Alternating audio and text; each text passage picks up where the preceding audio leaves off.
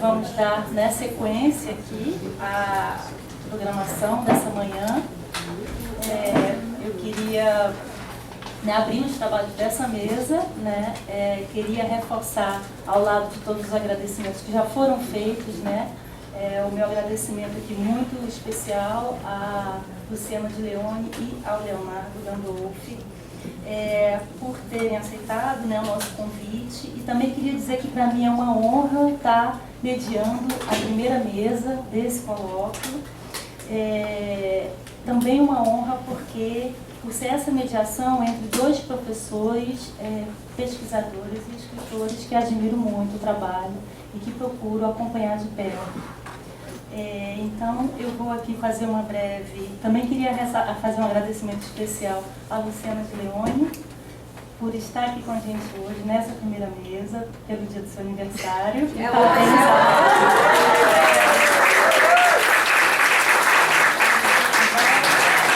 ela que está dando, né, o presente, né, com a sua presença aqui. Obrigada, Luciana. Então, vou fazer aqui uma breve apresentação, né, primeiramente da Luciana. Luciana de Leone é professora de Teoria Literária da UFRJ, formada em Letras na Universidade de Buenos Aires, mestre em Literatura Brasileira pela UERJ e doutora pela UF. É bolsista, jovem cientista do nosso estado FAPERJ e bolsista do CNPq por pesquisa sobre a poesia contemporânea latino-americana e as suas políticas da maternidade e da relação da poesia latino-americana e os trabalhos de cuidado no começo do século XX. Publicou os livros Anacê, Astrônomos da Consagração, de 2008, e Poesia e Escolhas Afetivas, Escritura e Edição de Poesia Contemporânea, de 2014. Participou do projeto coletivo Indicionário do Contemporâneo. Tem artigos sobre a poesia de circunstância, poesia convivial e cantigas de roda, e co-coordena o Laboratório de Teorias e Práticas Feministas e o Laboratório da Palavra no PAAC UFRJ. Luciana.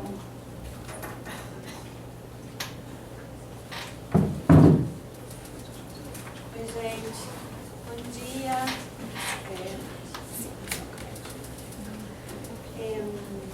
Bom dia. Queria começar também agradecendo muitíssimo. Agradecer o convite, agradecer a organização desse evento lindo, que eu, quando recebi o convite, acho que foi... Eu quero muito recusar trabalho, estou cansada. Mas foi um convite realmente irrecusável, tive muita vontade de vir. Então, quero agradecer muito a organização, as pessoas e as instituições envolvidas. Dizer também que eu estou pessoalmente muitíssimo feliz de estar numa mesa com o Leo. O Leonardo, nós fomos colegas durante o doutorado e aqui estamos nós. Colegas e amigos, enfim. E para falar um pouco da minha fala, é uma pesquisa, trabalhar com a Gabriela Mistral, poetas que trabalharam no começo do século XX, é uma pesquisa relativamente nova, então foi difícil fazer o recorte do trabalho da Gabriela Mistral, que é uma poeta que todo mundo conhece de nome, mas talvez não seja tão estudada, principalmente fora do Chile, né? E é uma figura que está tendo releituras, principalmente vindas desde os feminismos, que eu acho que revigoram muito,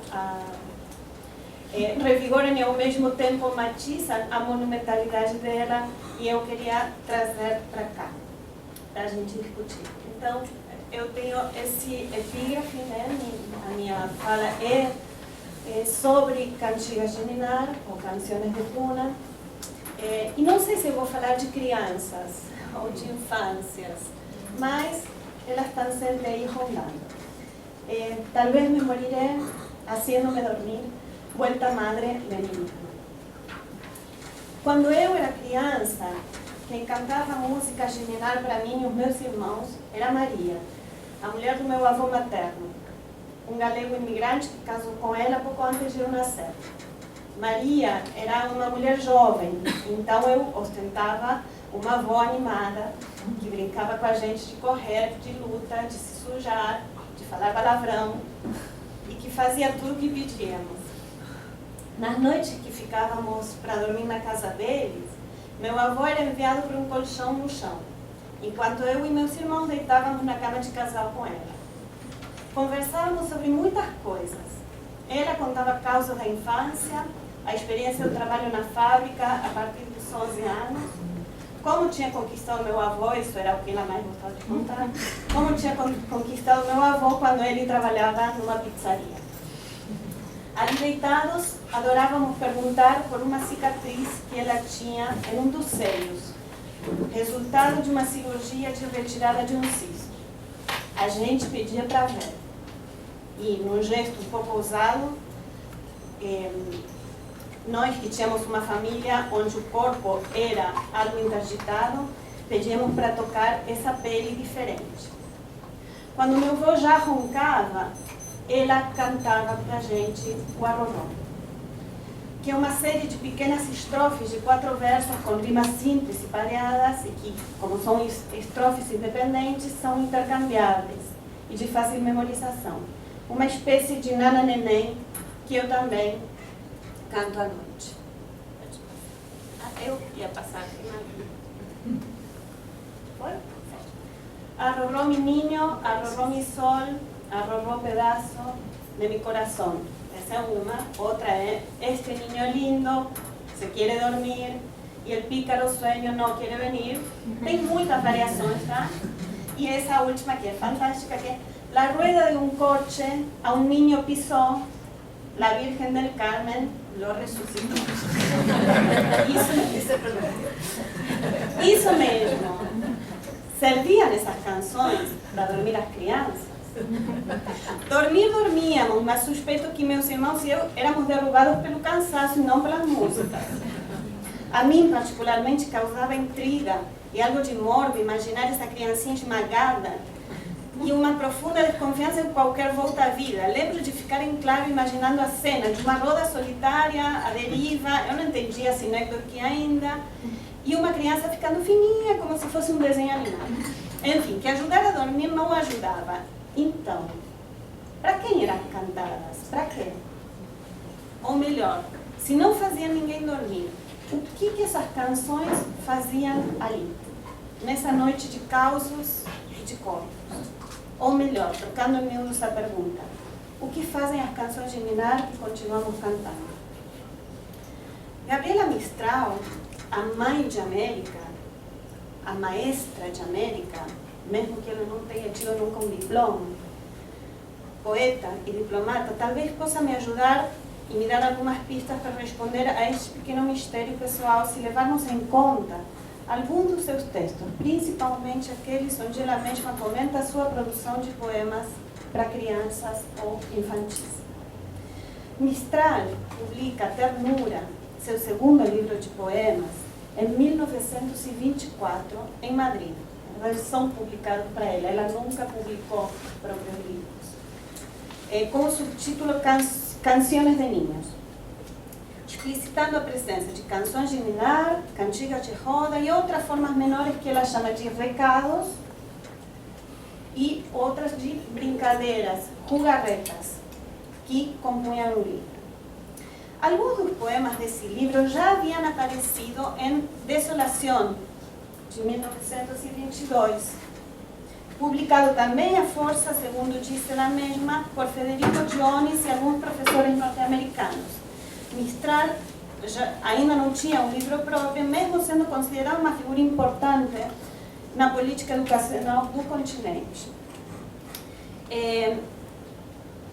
Alguns dos poemas ainda de Ternura, né, que é o livro ao qual vou me dedicar mais, aparecem também em literaturas para mulheres. Desculpa, Leituras para Mulheres, que é um livro feito sob encomenda do Ministério de Educação do recente governo revolucionário mexicano, encabeçado pelo escritor José de Vasconcelos, no período em que Mistral foi convidada para colaborar com a reforma educativa.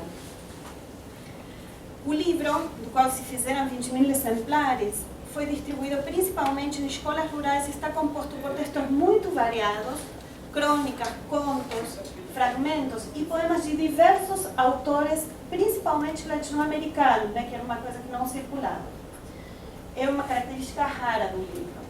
E investe na alfabetização das mulheres e no desenvolvimento de ofícios e modos de cuidado que, embora marcados pelo gênero, não se alicerçam em qualquer ideia de submissão ou feminilidade.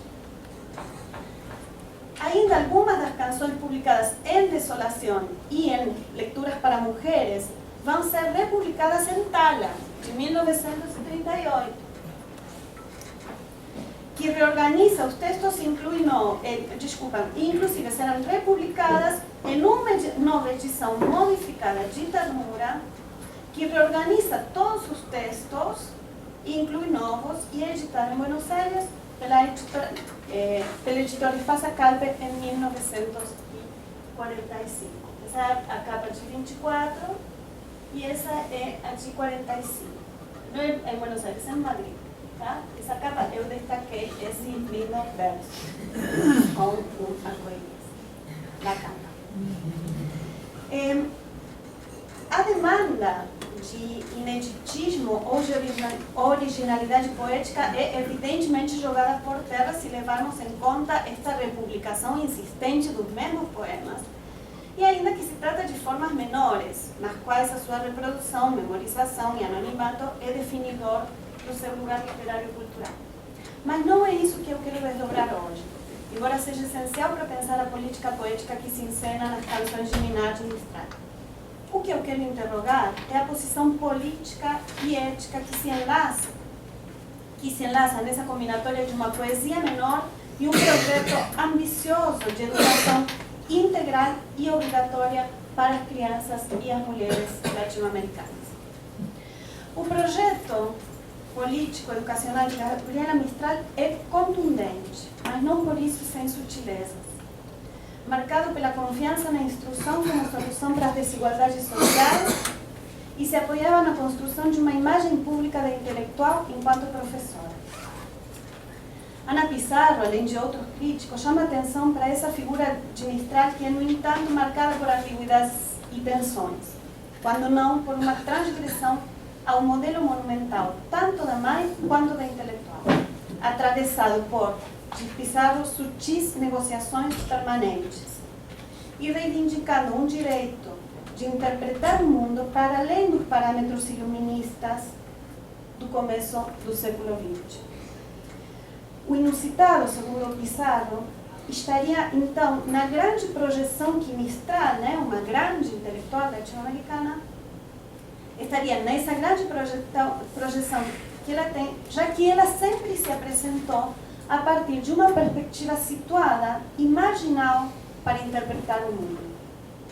Mesmo tendo abandonado o lugar geográfico do Valle do Elqui, onde ela nasceu, sim, que é um lugar ao norte do Chile, uma cidade muito pequenininha, e ela saiu de lá muito jovem, a sua visão de mundo foi sempre marcada por essa lateralidade. Com ousadia, diz Ana Pizarro, se afirmou desde uma perspectiva marginal num país centralista, campesina em um país classista, mestiça em um meio discriminatório e racista, de mulher em um país profundamente patriarcal. A negociação não a poupou de uma imagem canonizada, por outro lado, ou mítica, a mãe educadora, a mãe de América, são os epítetos com os quais ele é conhecida. Que ela era uma missão educadora ambulante, parece um prédio. Mochique, como explica Alicia Fiolmata, no seu interessantíssimo livro A Queer Mother for the Nation, dificultaram leituras da sua obra que pudessem ir além desse monumento, sim? Muito alicerçado em projetos nacionalistas. A partir de leituras que marcam as ambiguidades, a imagem consagrada da Mãe de América como uma figura assexuada, de professora, com roupas cinzas, cabelo curto e cara tejosa e entejada, não sei se vocês têm uma imagem, eu não trouxe uma foto dela, mas é isso, uma senhorona, um cara de tédio. Desculpa, Gabriela. Perdida. Ai, gente, eu levanto a vista, é possível contrapor uma intelectual que investe na mãe como sujeito político, não apenas de um ponto de vista moralista e conservador. Se, por um lado, com fortes raízes católicas e cristãs, Mistral incentivou o vínculo mãe-filho, a dedicação exclusiva à criança e a importância da figura materna enquanto principal agente de educação, por outro, como ponta de Amel El Cid, procurou o fortalecimento de representações para as mães solo.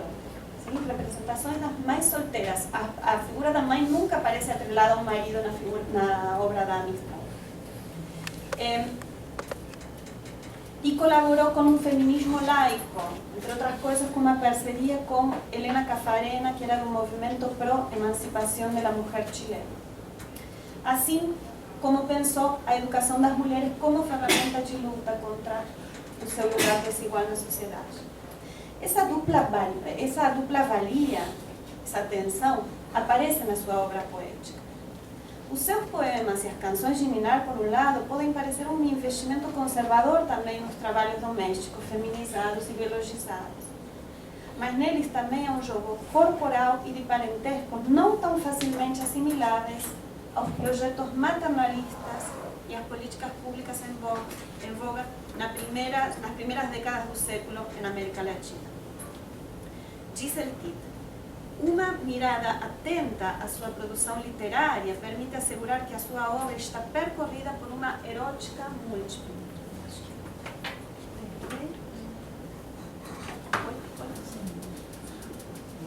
Na parte da erótica. Oi. Agora sim.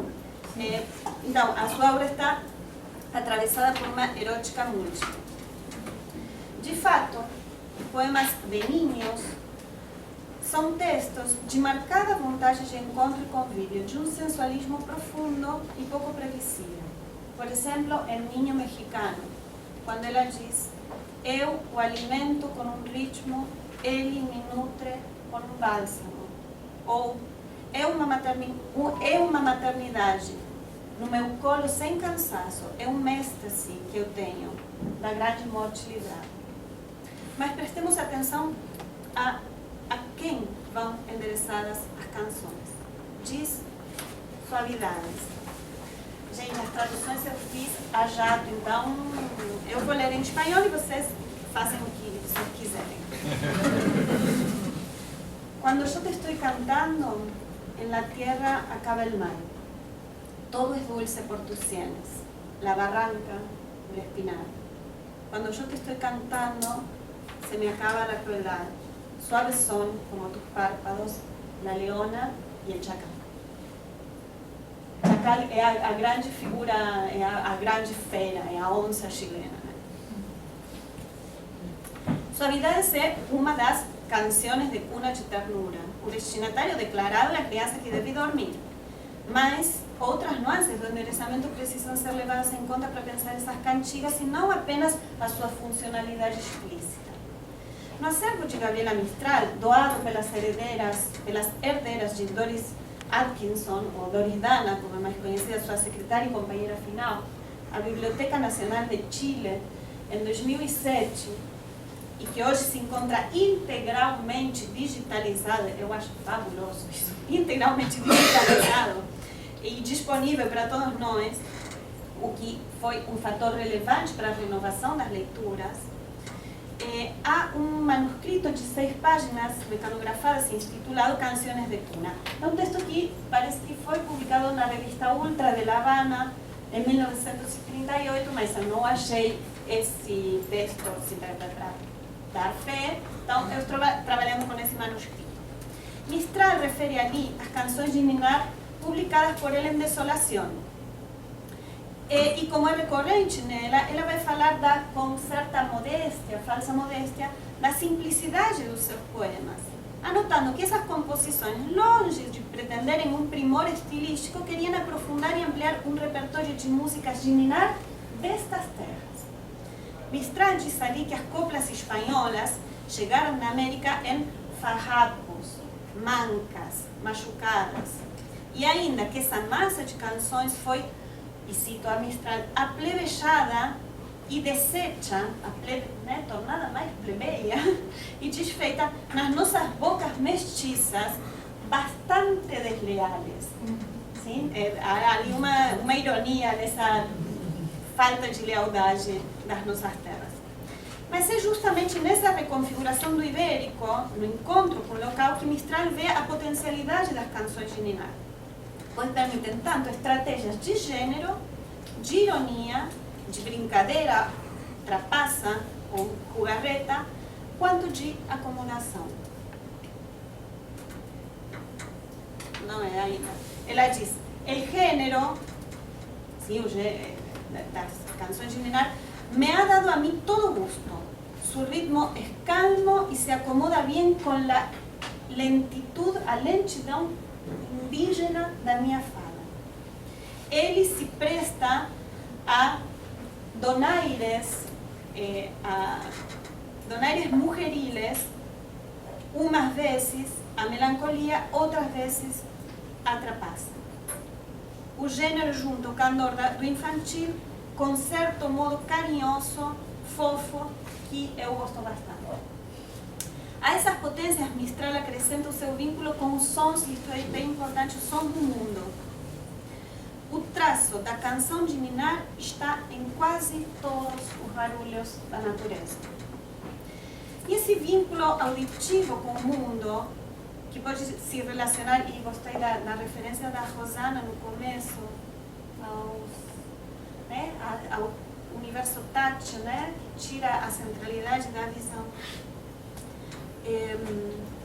com o mundo, que pode se relacionar a outro ponto central do texto e que é a resposta para quem são essas canções. Mi teoría de las canciones de cuna es muy contraria de la corriente. Quando um crítico chileno, ela sempre briga com os críticos chilenos, ela tem é muito forte a sua tensão com o Chile. Quando um crítico chileno me echó en cara que mis canciones sobrepasaban el entendimiento infantil, yo le contesté burlando que la canción de cuna, ni aunque dijese solo hijo, hijo, podría ser entendida por el niñito de 3 meses, que la canción de cuna se hace para la madre. Alguns anos depois, Mistral irá além, em colofão com cara de excusa. Colofão, ou colofão, não sei, tem as duas acepções, eu procurei em português, com cara de desculpa, que é publicado na edição de 1947 de Ternura e assinado em Petrópolis, onde Mistral era cônsul. É um texto onde podemos encontrar apontamentos teóricos chaves, e isso vai me levar a me alongar na citação desse texto. O texto começa afirmando que a canção de cuna seria a coisa que a mãe se presenteia a si mesma, e não a criança que não consegue entender nada.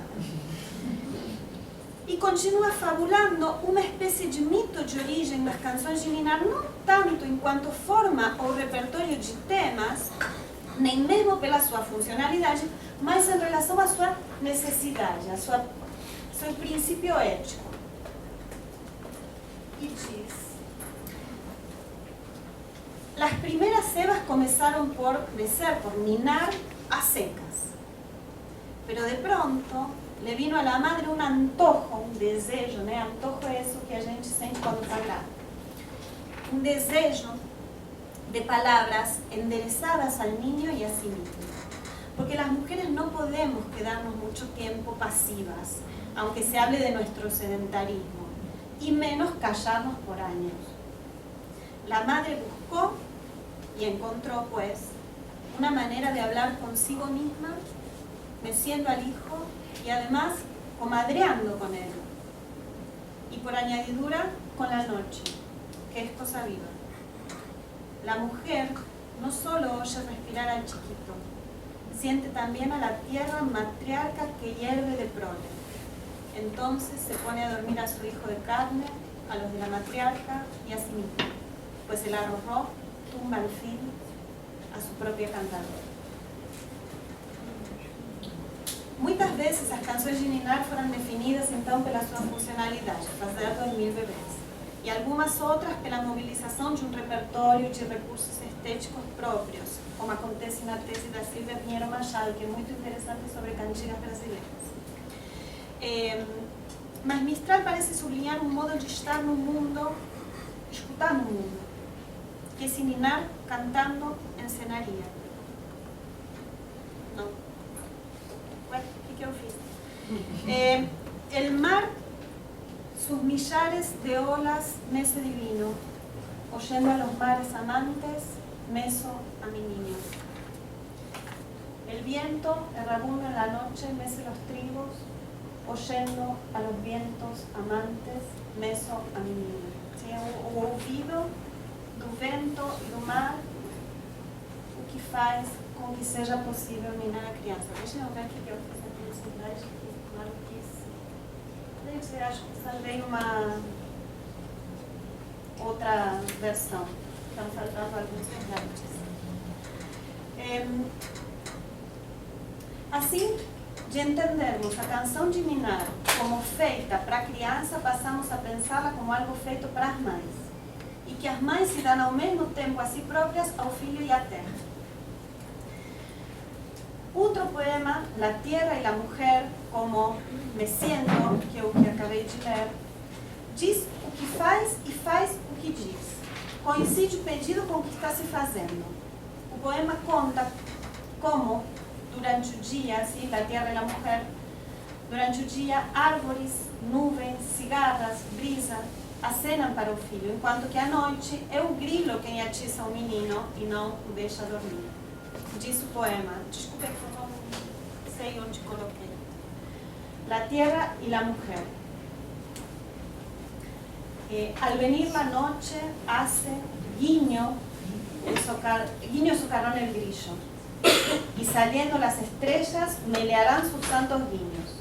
Yo le digo a la otra madre, a Terra, a la llena de caminos, haz que duerma tu pequeño para que se duerma el mío. Y la muy consentidora, la rayada, la alistrada de caminos, me responde, me contesta, duerme al tuyo para que se duerma el mío. Se o arroró pede isso para a criança, duerme-te niño, a gente pede a vezes com uma violência, né? Ela dorme de uma vez. Duerme-te, niño. Aqui o pedido é endereçado à terra, que não consegue fazer dormir seu filho grilo, virando um desafio alegre e irônico em que a mulher e a terra se acenam também, e o filho e os insetos se acenam, conseguindo cantar uma cumplicidade, além de ficar todo mundo acordado. Esse vínculo aural de escuta entre canto, corpos e mundo não é apenas uma ética de enunciação, pelo contrário, há nela um vínculo muito pragmático que preocupa Mistral, relacionando políticas e intervenções públicas e institucionais no sentido da maternidade no começo do século XX. Diz ainda no Colofão com cara de escuta. Nossas avós aleitavam, amamentavam, nossas mães também, a Deus graças. Depois sobreveio uma queda da maternidade corporal, tanto na diminuição do filho como na recusa de muitas mulheres a criar, a ser a figueira de leite dos contos. Thomas Macho, citado por Sloterdijk em Bolhas, diz que o leite materno poderia ser pensado como uma continuidade das substâncias mediais que tornam indiscernível o corpo da mãe e do feto na gravidez. E que, portanto, torna esse corpo esse feto inobjetificável, inseparável, né? Não há uma distinção nem subjetiva desse feto. Mas dentro dessas substâncias mediais também estaria a voz para Thomas Macho. Leite e voz materna, então, podem ser associadas. Diz Mistral. A canção de ninar nada mais é que o segundo leite da mãe criadora. Embora aqui surjasse um traço biologizante que precisamos olhar, principalmente desde o feminismo, com muita cautela, a preocupação de Mistral é um modo de intervir na maternalização das mulheres para resolver o que se vê como um problema concreto naquele momento. a diminuição, no final do século XIX, no começo do XX, da taxa de natalidade, que se dá pela possibilidade do trabalho das mulheres brancas, né, claramente, e mulheres de classe obreira e média, num contexto de necessidade de expansão populacional branca, né? Os países de América Latina vêm identificar um problema nessa diminuição da natalidade, né? Nas políticas higienistas de saúde. Então, há um maternalismo como política de saúde, passou então por ensinar e compelir essas mulheres brancas a serem mães, introduzindo fortes intervenções médicas,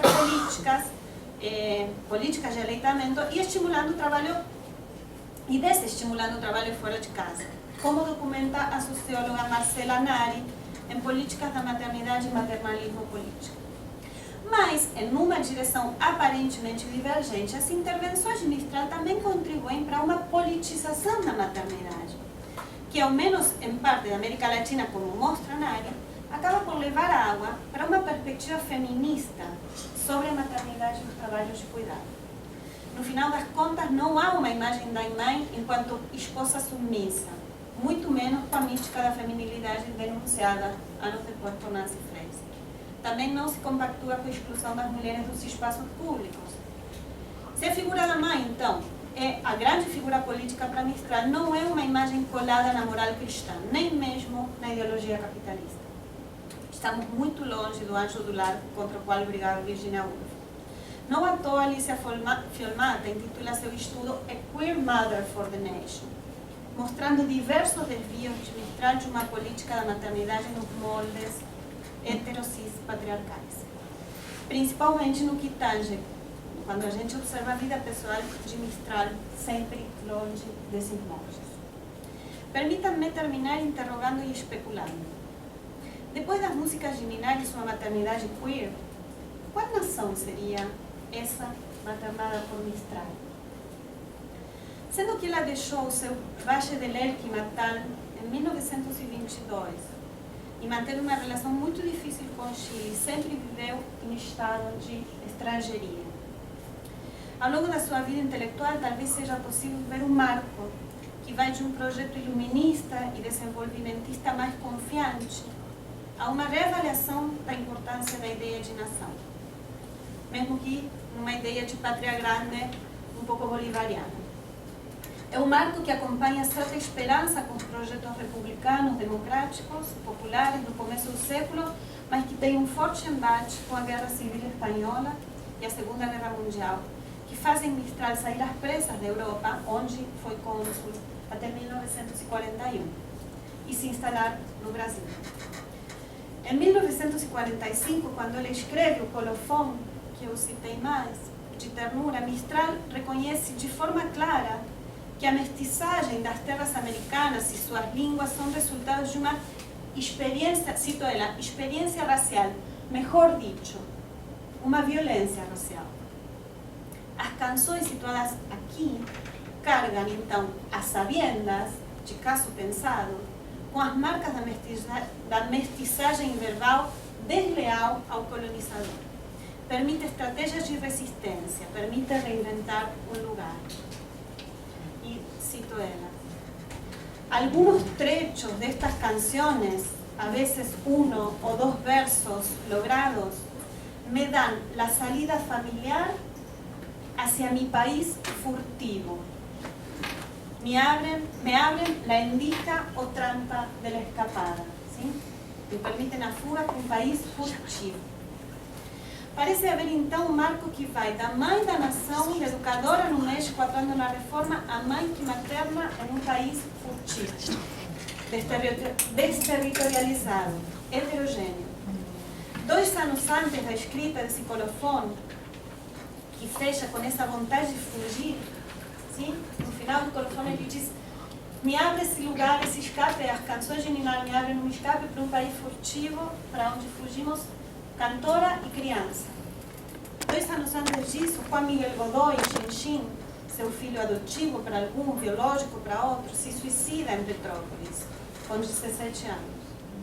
Em cartas pessoais, Mistral menciona como um dos motivos além de danos por uso de força no nascimento e outras questões, o assédio de colegas da escola. Um assédio que ela vê como xenófobo contra um garoto afrancesado de corpo com cicatrizes e temperamento melancólico, dentro de uma cultura profundamente germanófila. São palavras dela. Ela mesma se refere ao integralismo dos assediadores. O dado, me parece, fala menos de uma verdade sobre a cultura de Petrópolis, o comportamento adolescente, e mais da necessidade de abandonar de vez qualquer projeto nacionalista, de cara ao nazismo e ao integralismo. Se a figura da mãe é uma figura política imprescindível, e as músicas de Ninar podem acompanhá-la, é para o estabelecimento de um país furtivo, de corpos diversos e com cicatrizes, e um país de noites e conexões fabulosas.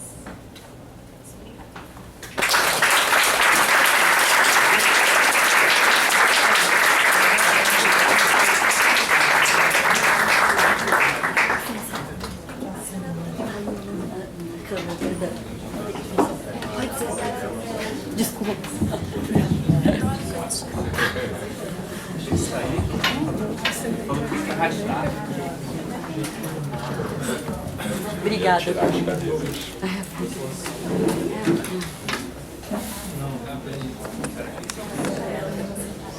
Depois quando sair daqui.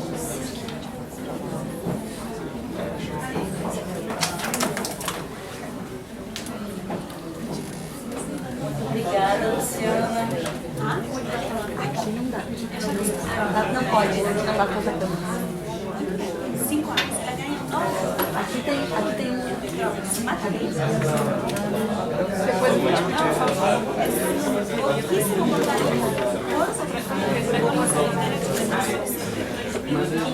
regularização e repatria nele para encerrar com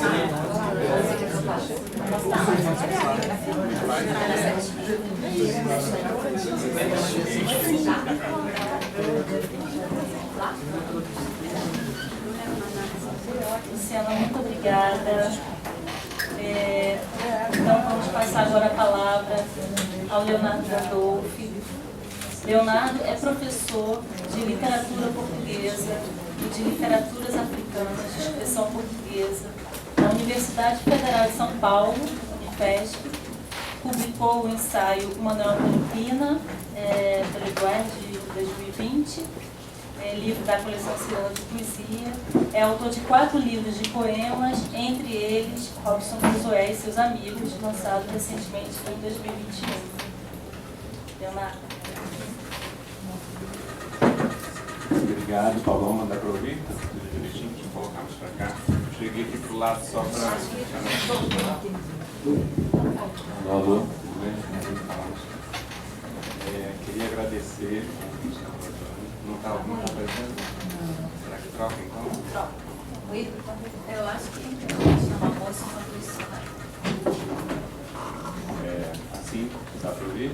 Também não? Dá para ouvir? Tá. Ficar mais perto assim, né? Queria agradecer o convite, né? Ida, Paloma, Rosana, comissão organizadora, Flávia, todo mundo. É uma alegria estar aqui, né, nesse auditório, com muita gente que eu conheço, também que eu não conheço, mas revendo muitos amigos. E eu trago para vocês aqui uma fala que não é, quer dizer, é uma pesquisa mais informal que formal, que ela nasce no âmbito assim, acidental. Talvez todas as pesquisas, as mais formais, também nasçam no âmbito informal. E é isso, né? Representações, deixa eu colocar aqui a duração para eu não me perder no tempo. Pode pegar.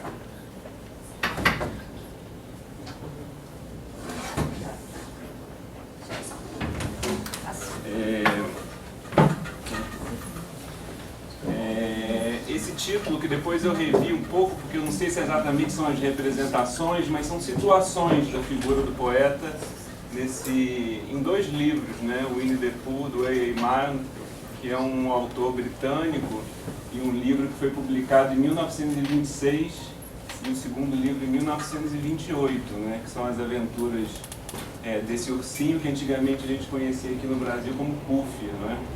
Então, até numa tradução mais antiga do livro aqui, ainda aparece como Winnie Puff, né? E acho que depois, com a popularização do desenho e a tradução Pooh, eles refizeram a tradução e aí passou a se chamar Ursinho Pooh também na edição. São edições da Martins Fontes. Eu vou trabalhar aqui, na verdade, não exatamente os poemas do Pooh, porque tem vários poemas nesse livro, né? Mas as ocasiões em que ele se coloca a fazer os poemas, quando ele decide escrever os poemas, quando ele compõe as canções. Está funcionando? Está tudo certo? Acho que aumentou o volume. Sim. Melhorou? Sim. Alô, alô, alô. Quer puxar esse? 2, então aí vai funcionar assim.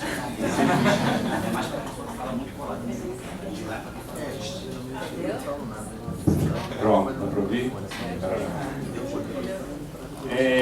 Então essa fala aqui, na verdade, começa em 2006 e 2007, quando eu morava no Porto, fui estudar lá, fazer parte do mestrado. Foi quando eu conheci a Joana Mato Fria. E foi nesse convênio da UF, eu fazia mestrado com a Universidade do Porto. E lá, a professora Rosa Maria Martello perguntou se eu não queria conhecer o Manuel Antônio Pina. E aí eu disse sim, então eu encontrei com o Manuel Antônio Pina algumas vezes, conversei com ele. Então nasce um pouco dessa história que depois é que eu iria estudar o Manuel Antônio Pina. Nessa época eu ainda estudava o Carlos de Oliveira, que é um outro poeta português.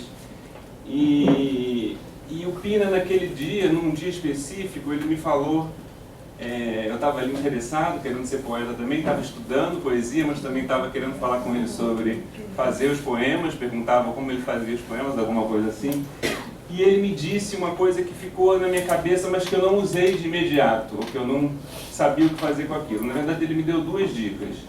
A primeira dica foi um filme chamado The Night of a Hunter, que em português no Brasil é Mensageiro do Diabo, que é um filme, que é aquele filme, vocês conhecem aquela tatuagem Love, Kill, assim, nos dedos, né? Assim, em cada letra. É um filme de criança que são ameaçados por um pastor, que não é um pastor na verdade, é um assassino que está em busca da riqueza, enfim, de algum... E aí eu me dediquei àquilo, até porque na época o Sebastião Cholet também, na época não, antes, né? Um poeta brasileiro, era fissurado nesse filme e fez um ensaio sobre a metáfora a partir desse filme do Charles Laughton, né? Sérgio Medeiros está aqui, tem tempo que eu não encontro, né? E o Sérgio Medeiros foi amigo do Rodrigo Souza Leão, né? Eu também. E no livro do Rodrigo Souza Leão, Todos os Cachorros São Azuis, tem essa menção a esse filme e ao Charles Laughton, né? Como esse personagem, que é desse Mensageiro do Diabo. Mas aí a outra dica que ele me deu foi justamente para eu ler o Ursinho Pooh. E aí não fazia sentido para mim aquilo. Naquele momento eu li o Ursinho Pooh, né? E de modo que eu não dei muita atenção, mas dei porque eu guardei aquilo, ficou em algum lugar. E aí anos depois, nasceu minha filha e tal, e aí eu começando a buscar os livros para me relacionar com ela também a partir da leitura, eu lembrei, o Pooh, tem essa dica do... E aí isso, quer dizer, 15 anos depois, né? E aí então eu comecei a ler e vi que realmente ali o Pooh era um poeta, não é? Quer dizer, a história do Pooh, diferente um pouco das versões em desenho animado, ele está o tempo inteiro processando os poemas. Ele está o tempo inteiro compondo. As histórias se dão enquanto ele vai fazendo esses poemas e os poemas aparecem, né, no livro. O ideal seria que eu trouxesse as versões em inglês, original, para a gente ler aqui, mas como eu disse, eu não vou ler os poemas. Eu vou mostrar um dos poemas traduzidos, mas não vou trabalhar com os poemas em si, mas com as situações em que ele fala. Então, eu trouxe essa imagenzinha aqui, bonitinha do Pooh com o leitão, né? E eu fiquei me perguntando, então, hoje, quer dizer, quando eu comecei a ler o Pooh, eu me lembrei do Pina, então eu me perguntava que poeta o Pina estava em busca quando ele me indicou esse livro do Pooh, não é? O que ele estava pensando, né? que isso foi 2006, 2007, que naquele ano ele tinha publicado uma crônica em que falava de alguma efeméride relacionada ao Poe, e se eu não me engano, é o principal texto em que ele aborda o Poe, essa crônica que depois foi antologizada num livro de crônicas dele, né? Então era no mesmo ano em que ele me fala do Poe. Então, de modo que eu não sei se isso é um interesse antigo dele ou se era uma descoberta recente que ele estava encantado, mas de qualquer maneira a coisa fazia sentido, porque depois eu vim descobrir, né, grande parte das histórias do Poe tem relação com o taoísmo. Vamos falar um pouquinho aqui disso. E o Manuel Antônio Pina, no final dos anos 70, no final dos anos 80, tem livros dedicados, livros de poemas, né, em que ele se volta ao taoísmo, com noções, com conceitos do taoísmo. Então as coisas se juntavam ali, né? E aí uma outra coisa também que eu fiquei pensando, era que, e eu acho que isso vai ser debatido aqui nos próximos dias, né, hoje e amanhã, e é um dos lugares sobre a ideia de infância e de poesia, pensando também naquele poema do Oswald, né, de que ele aprende a poesia com o filho, não é? A ideia de conseguir os olhos livres, de ver, uma ideia de que a poesia seria uma forma de recuperação dessa linguagem da infância e tal, né? Mas eu também penso um pouco na esteira do Pina. Eu estou falando do Pina o tempo inteiro, mas não vai ser uma fala sobre o Pina, vai ser uma fala sobre o Poe. Mas para começar eu preciso disso. Que na verdade, mais do que a linguagem da infância, a poesia, na verdade a gente estaria diante da infância da linguagem, não é? Quer dizer, a poesia seria o registro onde as coisas poderiam ser ditas de novo pela primeira vez. Não é? Então uma ideia de, se a gente pensar nas cantigas de amigo, né? Quer dizer, a primeira vez que aparece a palavra árvore na poesia, a primeira vez que aparece a palavra água em língua portuguesa, né? Na poesia. Então essa ideia da gente sempre voltar para essa infância da linguagem, onde a linguagem teria um outro registro. Então eu suspeito que o Pina estivesse em busca disso, quando me indicou o Poe naquele momento, não é? Uma espécie de grau zero da linguagem, da poesia, que isso em poesia vai dar em tradições diversas, como por exemplo, a tradição mais objetiva das coisas simples, uma poesia do Rés do Chão, quase sem metáfora, mas também pode dar num outro tipo de tradição, que é uma tradição mais órfica, genesíaca, né, da poesia como criação, como instauração de uma realidade, e aí você pode fazer vários usos da metáfora. Então, são tradições muito distintas que podem surgir de uma mesma concepção.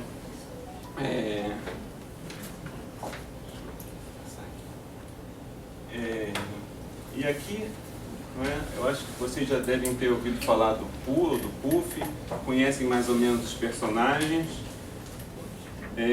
Aqui eu já trago uma citação desse livro que eu vou falar daqui a pouco, que é o Tao do Poe, né, o taoísmo a partir do Poe. E essa definição do Poe eu achei interessante, que é sobre aquele urso baixotinho, não é, que anda por aí sempre fazendo perguntas tolas, inventando canções, então está dentro da definição dele, né, se meter em toda espécie de atrapalhadas sem acumular conhecimento algum e jamais perdendo aquela alegria meio tonta. Então essa ideia de andar por aí, do deslocamento, não é? A ideia da composição do poema, da canção, a da confusão e sem acumular conhecimento algum, não é? Essa ideia do vazio, do nada que vai aparecer e que eu acho que também está colocado nessa... Que imagem de poeta é essa que ele me indicou, que o Pina me indicou ali em 2006, não é? Só para a gente não ficar tão descontextualizado, vou falar um pouco dos personagens do Poe, não é? Tem o Poe, que é um ursinho, tem o Tigrão, ou Tigre, não é? Que é um personagem que aparece só no segundo livro, que ele é muito agitado e muito cheio de si, assim, ele acha que pode fazer tudo, mas ele não consegue fazer tudo. Tem o Coelho e a Coruja, que são como se fosse um mesmo personagem, mas dois lados da mesma moeda, que eles são muito sabichões, só que a sabedoria para eles vem antes da experiência, vem sob a forma de teoria. Sobretudo a Coruja, ela leu muito e ela sabe muito, só que na hora de aplicar isso na prática as coisas acabam dando errado. O Leitão, que seria o pessimista e muito frágil, não é? Então ele está sempre com medo das coisas que vão acontecer, porque sempre acaba sobrando para ele. E o Ió é aquele burrinho, não é? Que perde o rabo e que é sempre meio deprimido, ele já sabe que as coisas vão dar errado para ele. O Ió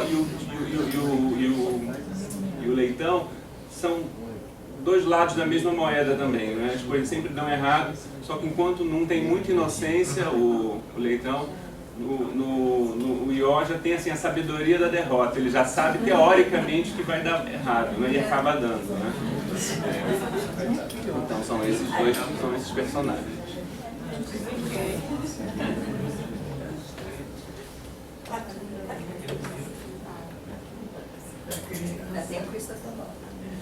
E o Christopher Robin, que é a criança que é importante, tem entre 5 e 6 anos, não é? Que é a idade dele e que é o dono desses brinquedos, né? São brinquedos e eles moram numa floresta chamada Bosque dos 100 Acres, não é? Onde tem a casa de cada um, menos o Ió, que não tem casa, e eles estão sempre tentando construir uma casa para esse burrinho. Como eu falei aqui, eu não vou ler exatamente os poemas, não é? Acho que já está dito isso, né?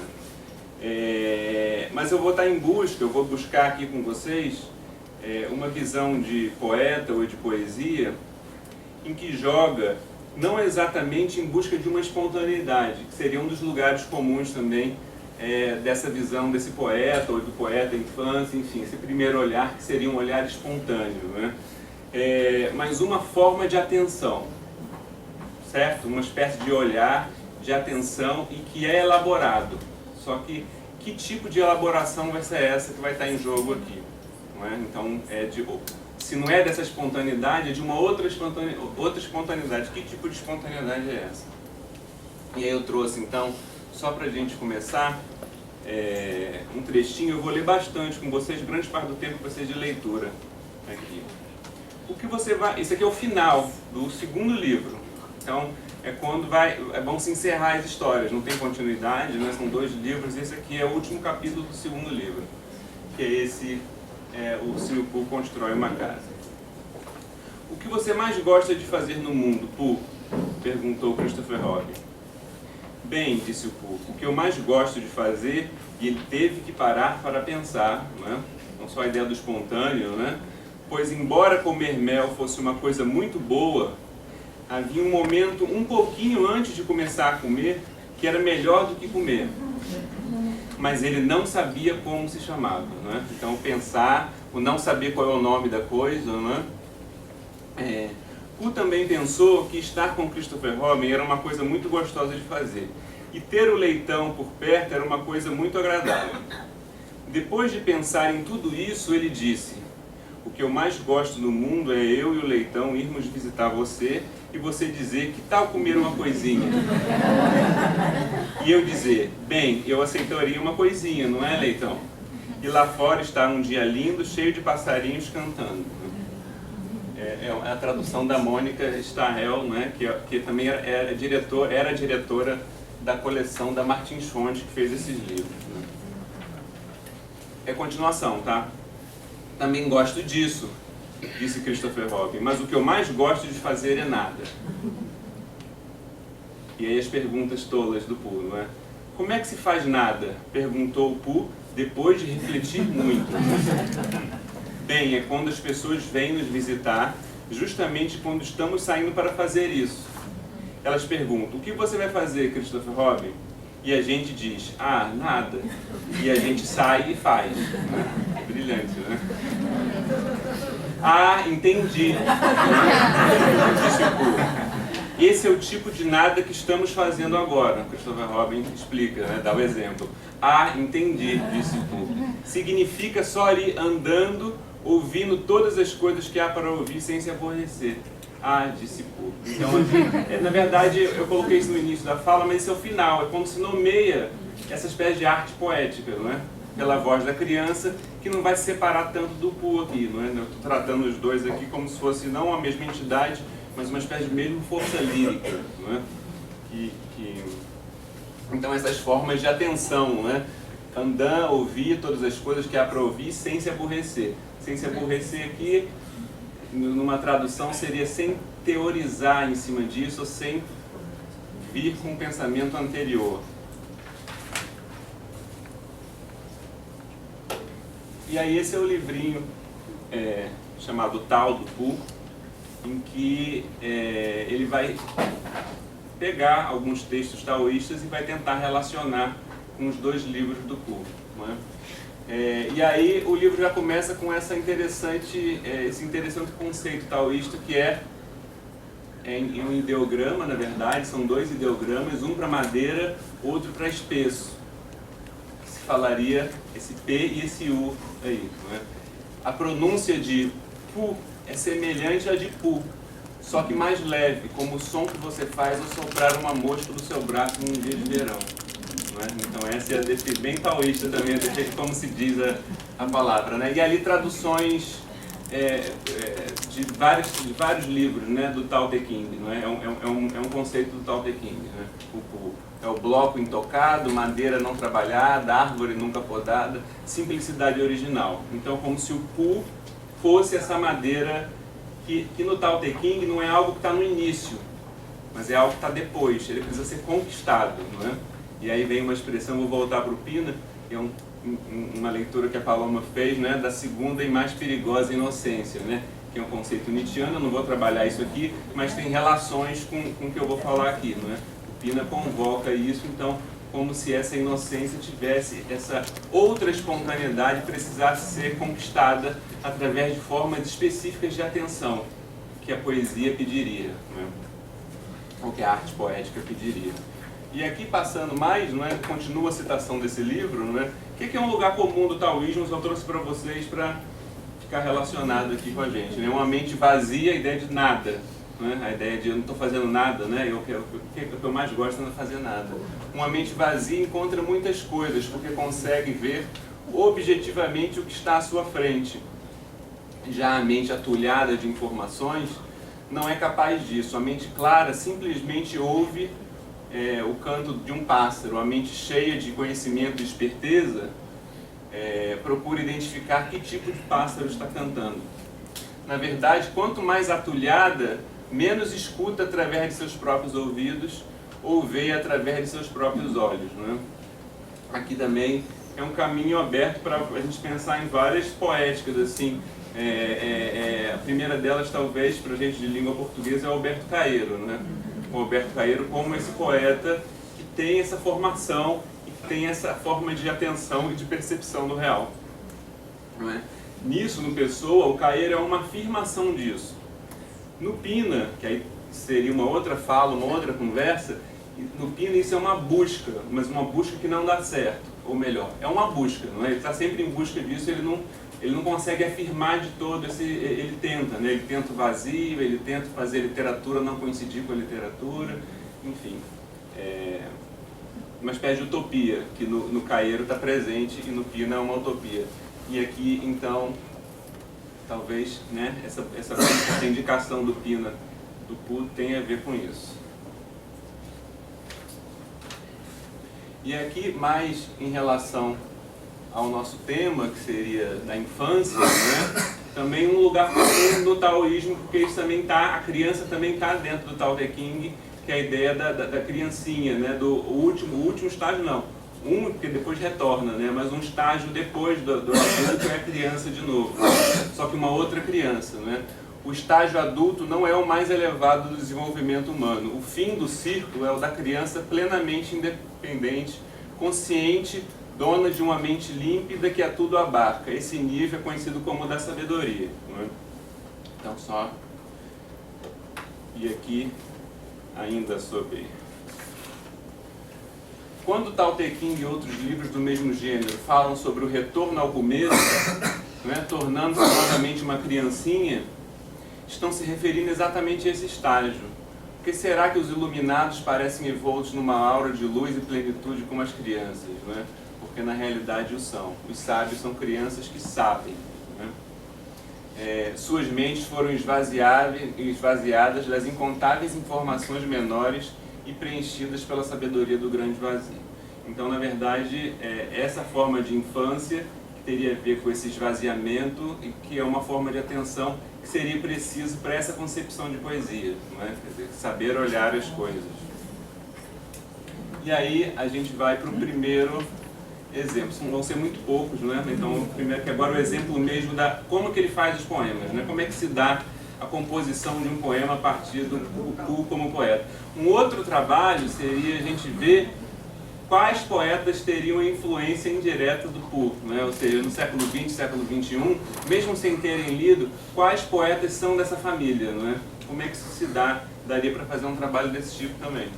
Certo dia, quando o urso Poe estava sem fazer nada, ele pensou em fazer alguma coisa. Então veja que nessa frase já tem o nada e o pensar, não é? Só porque, por que eu estou reforçando isso? Porque um dos lugares comuns é que não haveria pensamento, né? A espontaneidade, a experiência, ela não teria pensamento, porque a gente confundiria esse pensamento com teoria. Já já eu vou falar dessa teoria aqui, a partir de um outro poeta, que também vai ser importante. Poe estava sem fazer nada, ele pensou em fazer alguma coisa, foi até a casa do Leitão para ver o que o Leitão estava fazendo. Ainda estava nevando quando Poe saiu eu estou lendo ali, mas eu posso ler aqui. Ainda estava nevando quando Poe saiu caminhando com seus passos pesados pela trilha branca da floresta. E ele esperava encontrar o Leitão, esquentando os pés na frente da lareira. Mas, para sua surpresa, viu que a porta estava aberta. E quanto mais Poe olhava para dentro, menos o Leitão estava em casa. Saiu, pensou Poe, desanimado. É isso aí, ele não está. Vou ter que dar sozinho um rápido passeio pensante. Que amolação, né? Que chatice, né? Mas primeiro resolveu bater na porta com bastante força para ter certeza. Enquanto esperava o Leitão não responder, ficou pulando para cima e para baixo para esquentar e de repente levei à cabeça uma pequena canção. Então essa é a situação em que ele faz o poema, não é? Ele está ali elaborando alguma coisa e ele faz. Achou, tem um corte aí, eu pulei, né? Porque depois acontecem outras coisas na história.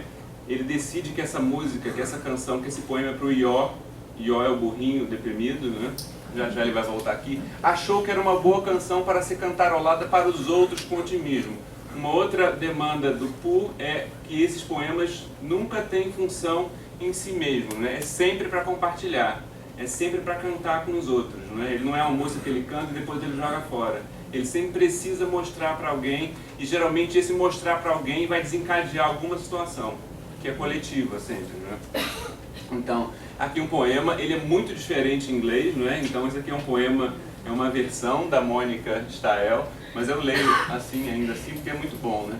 Quanto mais cai a neve, pum, cai de leve. Mais continua, pum, cai de leve, mais continua, pum, cai de leve, caindo neve. Se esse tempo continuar, pum, cai de leve, certamente, muito em breve, pum, cai de leve, meu dedão vai congelar, pum, cai de leve e esfriar mais que a neve. Então, né, os elementos da repetição, enfim. Pois o que eu vou fazer, pensou o Poe, é fazer o seguinte. Vou primeiro para casa ver que horas são. Vocês lembram que ele está com muito frio, ele fez a música enquanto se esquentava do frio, né? Ele ficou pulando. Vou primeiro para casa ver que horas são, talvez eu enrole um cachecol no pescoço. Depois vou procurar o Ió e cantar essa canção para ele. Poe voltou correndo para casa. Sua cabeça estava tão ocupada com a canção que ele estava terminando para o Ió, que quando viu o Leitão sentado na sua poltrona favorita, ficou ali parado, coçando a cabeça, sem saber direito de quem era aquela casa. Eu destaco nesse trecho aqui o quanto que a canção o consome, a ponto dele se distrair então do real ou do imediato que está ali, não é? Então, o que a canção aparentemente é banal, é sobre o nada, mas ele está totalmente convertido à canção. Ela passa a ser a mediadora da relação dele com as coisas. Isso vai ficar mais grave daqui a pouco, não é? Então, oi Leitão, ele disse, pensei que você tivesse saído. Que nada, disse o Leitão, foi você quem saiu, né? Um já está na casa do outro, né? Então foi isso, disse o Poe, eu sabia que um de nós tinha saído.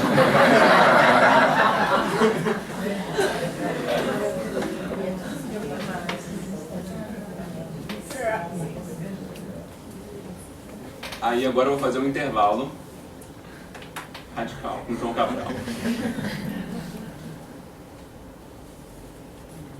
É de 61, do livro Serial. Esse poema é o Sim contra o Sim, em que ele vai convocando várias linguagens a partir de nomes de artistas, né? Mondrian, Cesário Verde, Augusto dos Anjos e vários pintores, entre eles o Miró, e vai estabelecendo um dos lugares comuns da poesia do Cabral, que é: ele se constitui como voz quando ele se funde com outra linguagem, certo? E que quanto mais ele se funde com outra linguagem, o Cabral, mais ele vira João Cabral. Essa que é a mágica do Cabral, né? Quanto mais ele vai para algo que a princípio seria muito diferente dele, mais ele se constitui como João Cabral. De modo que esse lugar comum também que o João Cabral é uma coisa específica, é meio problemático, porque ele está sempre, embora seja muito coeso e unitário a poesia dele, ela é uma reunião de muitas linguagens distintas, né? E aqui tem essa do Miró. Antes de publicar esse poema em 61, esse poema não deve ter sido escrito em 61, esse poema foi escrito nos anos 50, ele publicou um livro em 52 chamado Juan Miró, que é um longo ensaio em que ele vai fazer o elogio da linha no Miró em contraponto com a história da pintura renascentista, né?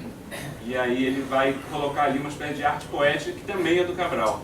Eu vou trazer alguns trechos para mostrar para vocês, mas eu queria só ler esse trechinho. Miró sentia a mão direita demasiado sábio, e que de saber tanto já não podia inventar nada. Quis então que desaprendesse o muito que aprendera, a fim de reencontrar a linha ainda fresca da esquerda. Pois que ela não pode, a linha, né? Ele pôs-se a desenhar, desculpa a mão, pois que ela não pode, ele pôs-se a desenhar com esta, até que se operando no braço direito, ele a enxerta. A esquerda, se não é canhoto, é mão sem habilidade, reaprende a cada linha, a cada instante a recomeçar. Então, isso aqui não é nada estranho, é a própria poesia do Cabral, não é? Quer dizer, que é aquela coisa de começar do zero, de algo próximo do zero, de inventar uma linguagem, de inventar uma percepção de mundo próprio. E veja como é que aqui, com o que a gente acabou de ver, tem semelhanças, é claro, com a história do Poe, não é?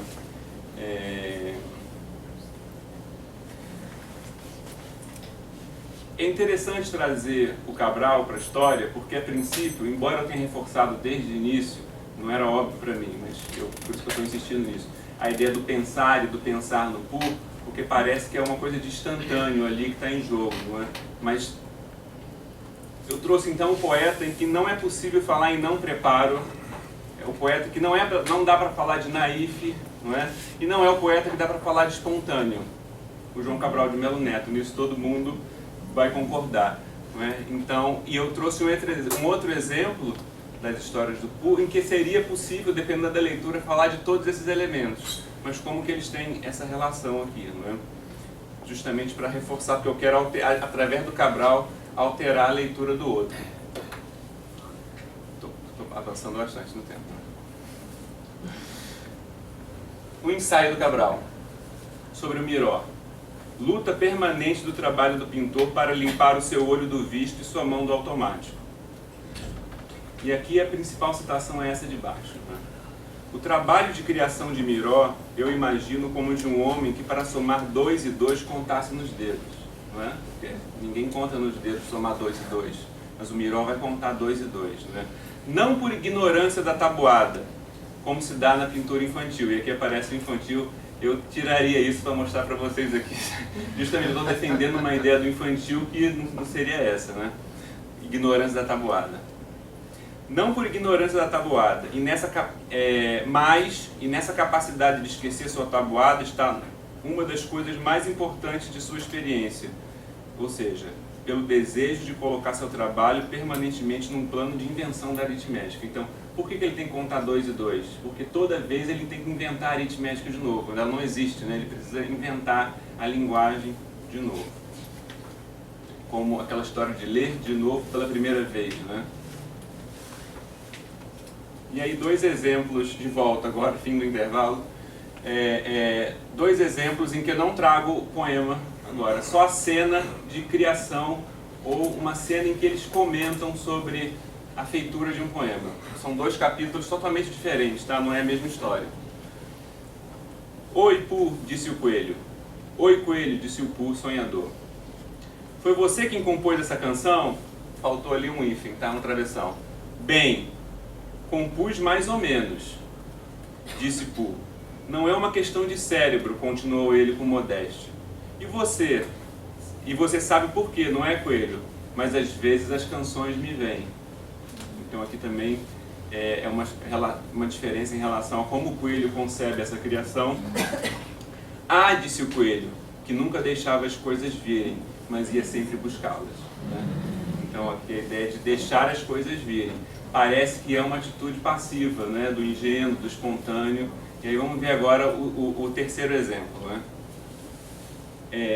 Esse exemplo depois, ele vai se tornar o quarto exemplo, e eu vou precisar contar uma historinha antes, que é, num capítulo, a casa da coruja caiu. O Pooh, o leitão e a coruja estavam dentro da casa, e ela caiu, ela fica numa árvore. E eles ficaram dentro da casa caída. A única pessoa que conseguia sair da casa por um buraquinho era o leitão. Só que o leitão é muito medroso, ele demorou muito para fazer isso, mas no final ele que salvou porque ele conseguiu sair. Então só deixar isso de contexto para o que a gente vai ver daqui a pouco. Mas não é fácil, disse Pooh, né? Não é fácil fazer uma canção para si mesmo. Disse Pooh para si mesmo, voltando-se para o que tinha sido a casa da coruja. Né? Então ele está diante da casa quebrada. Porque não dá para ir atrás de poemas e canções. Eles é que vêm até nós. E agora vem o ativo, né? A única coisa que podemos fazer é ficar num lugar onde elas consigam nos encontrar.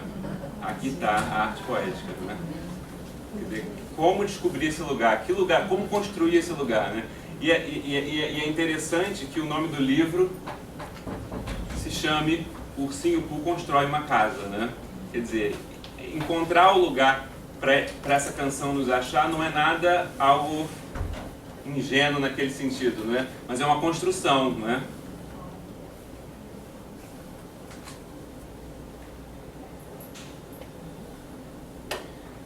Ele ficou esperando.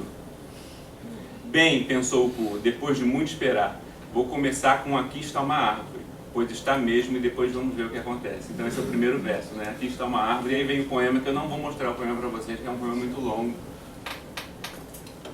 E aí, para terminar, é um desdobramento disso, né? Que é, eu estou fazendo elogio aqui do nada, não é? Dessa outra espontaneidade que é não espontânea. Em alguma discussão sobre poesia, a gente pode cair, sobretudo depois dos anos, ou em meados dos anos 90, com a história do inutensílio do Leminski, ou a disseminação da poesia do Manuel de Barros, numa determinada concepção de nada e de inutilidade do poema, que muitas vezes teve uma função política específica. Isso aí daria para a gente conversar horas sobre isso, sobre o uso que se fez desse lugar não comercial do poema. Serve para coisas boas, coisas ruins e várias outras coisas. Mas tem a ver com determinada toada da poesia dos anos 90 também, não é? A recepção desse tipo de elogio ao inutensílio. Depois de perambular pelo bosque dos 100 acres, Pooh estava parado diante do que tinha sido a casa da coruja. Agora aquilo já não parecia casa de jeito nenhum, parecia uma árvore caída.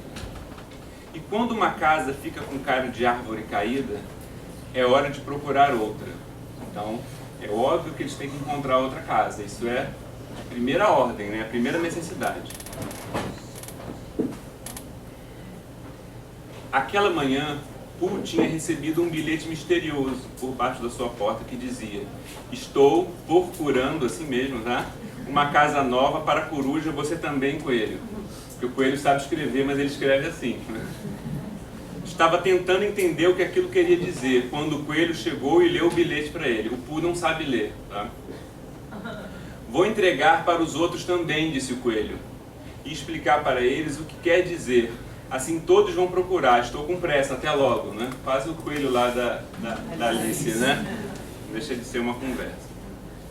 E saiu correndo. O coelho é muito apressado, sempre atrasado, né? Pooh continuou perambulando devagarinho. E aqui talvez seja a parte mais importante que eu tinha para falar para vocês, é essa frase para sublinhar. Tinha coisa melhor para fazer do que procurar uma casa nova para a coruja. Precisava fazer uma canção sobre a casa velha. Então, quer dizer, não há dúvida de que há uma urgência de se encontrar e construir a casa. Mas antes disso, eu preciso nomear, instaurar alguma coisa que só a poesia pode fazer. Então essa ideia, por isso que eu trouxe do inutensílio do nada, não é? Tem uma utilidade muito forte, né? Para além da congregação, dos amigos, de formar a comunidade, não é?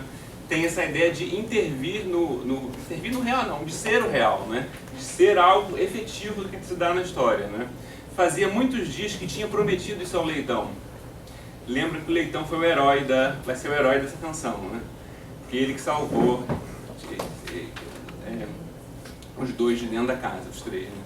Desde então, sempre que o Poo e o Leitão se encontravam, o Leitão na verdade não dizia nada, mas logo dava para perceber por quê.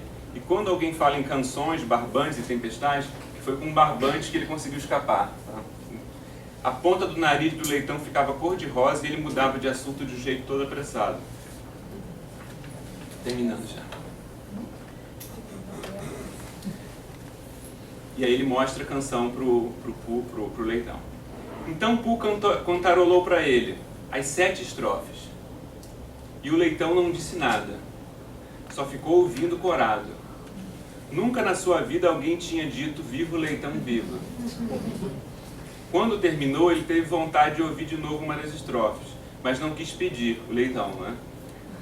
Era aquela que começava com um valente Leitão, pois achava uma maneira muito apropriada de iniciar um verso. Eu fiz tudo isso? Ele perguntou no final, o Leitão, né? Bem, disse o Poo, num poema, numa obra poética você fez. Leitão, porque o poema diz que você fez, né? Então aqui de novo, o poema é o lugar onde acontecem as coisas, né? É assim que as pessoas vão ficar sabendo. Aqui já é uma outra concepção, né, lá do Renascimento Clássico, a poesia como o lugar onde a história se inscreve, né? Lá está nos Lusíadas, lá, né? O Camões diz que ele é importante porque se não tiver Camões não tem invasão da África, da Ásia, não tem, né, colonialismo. Ah, disse o Leitão, por quê? Desculpa, li mal. Ah, disse o Leitão, porque acho que eu fraquejei um pouquinho. Só no começo, e a canção diz sem fraquejar. É isso, né? Então ele põe em jogo a veracidade do poema, não é? Você só fraquejou, olha a verdade que é o poema que dá a ver, não é? Você só fraquejou por dentro, disse o Poo. E essa é a maneira mais corajosa de um animal muito pequeno não fraquejar. Né? Então, acho que a gente pode conversar depois, porque eu já passei bastante. Obrigado.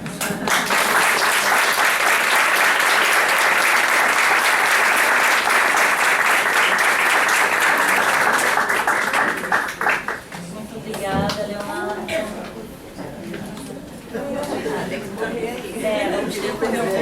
Eu queria rapidamente, só assim, primeiramente agradecer muito pela... Vocês estão me ouvindo? Sim. Pela fala dos dois. Eu anotei aqui uma série de coisas. Eu vou ser muito econômica, porque tem muita gente aqui, né, para essa conversa, né, assim, para alguns comentários, perguntas, pessoas especiais que estão aqui. Eu só queria... Luciana, eu fiquei pensando muito num texto que a gente tem uma certa proximidade agora até, Rosana e eu, né, no grupo de estudo, que é da Ursula Le Guin, né, Nós Somos Vulcões, em que ela fala que a linguagem materna, ela está à beira da canção, né? Eu estou um pouco até, eu achei muito, assim, incrível o que você traz, né, em relação né, a Mistral, em relação a essa dimensão da oralidade, né, a potência da oralidade, né, e da canção, né, de Ninar. E eu fiquei pensando, agora fazendo uma breve, né, uma breve liga com o que o Leonardo trouxe também, quando você traz, em relação à ideia que você traz da mulher cantar para o filho, né, e a canção de nascer para ela mesma. Eu fiquei pensando como que o Leonardo está trazendo o Poo aqui, né, quer dizer, o Pina, o Manuel Antônio Pina falou do Poo, né, para ele, e só com a filha dele, contando as histórias para a filha, é que né, Leonardo, você conseguiu fazer essa conexão, voltou essa indicação, né, do Manuel Limpini, e você criou esse... Então, de alguma maneira, né, quer dizer, o Pu ganhou aí um tamanho, né, eu pensei também, Luciana, na dimensão política da suavidade com a de Formantelli, né? A de Formantelli. E, bom, eu vou ser breve, poderia, depois a gente conversa um pouquinho mais, eu queria abrir para as perguntas, se vocês teriam perguntas para fazer. Lá atrás. Eu fiquei pensando, ouvindo vocês. Se apresenta aí, Vicente. Eu sou Vicente, sou professor aqui do Departamento de Arte e Design, pesquisa em infância, através das brincadeiras, dos brinquedos. Eu fiquei pensando, quando você contava das canções de Ninar, me veio muito, né, muitos colos que eu dei para os meus filhos, cantando. Como esse cantar vai embalando a gente, né? Enquanto a gente está embalando as crianças, como a gente é embalado por ele. E eu fiquei pensando no que ele trouxe agora do povo, que esse embalar que a gente vai se embalando quando está cantando para a criança dormir, na verdade é um modo de esvaziamento, né? De um cotidiano ou de um dia inteiro, né? De muitas funções, e que esse ninar é um esvaziamento também, né? De você ir esvaziando até chegar num ponto em que você adormece.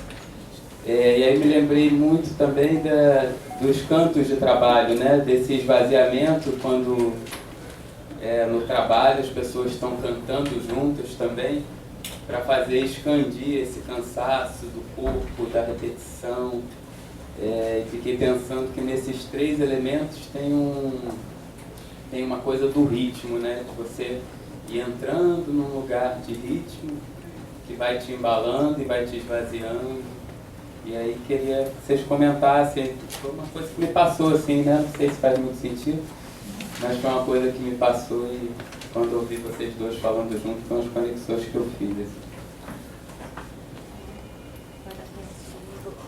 A gente vai, mais uma pergunta, isso a gente vai, alguém quer fazer mais alguma pergunta, aí a gente faz uma rodada de respostas. Não? Eu queria só perguntar, porque o iníciozinho da fala da Lu,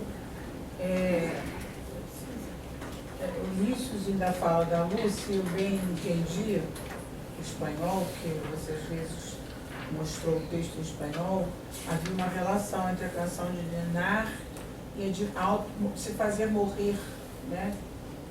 A mãe ao ninar. Sim, E eu fiquei interessada nessa relação, até porque ela vai aparecer também nos poemas que eu comento no meu trabalho. Né? Essa igualar o nascer e morrer. Mais uma pra cá. Volta pra mim. Agradeço a mesa. Mais uma provocaçãozinha. Quer se apresentar também? Meu nome é Leila Música, eu sou professora da UERJ. Queria saber, em relação ao Leonardo, a sua relação, na sua poesia, a relação que você faz com esses personagens, né, com a infância, porque o último livro do Robinson Crusoe tem essa questão. Então, seria extrapolando um pouco para pensar na sua poesia, como que isso se escreve.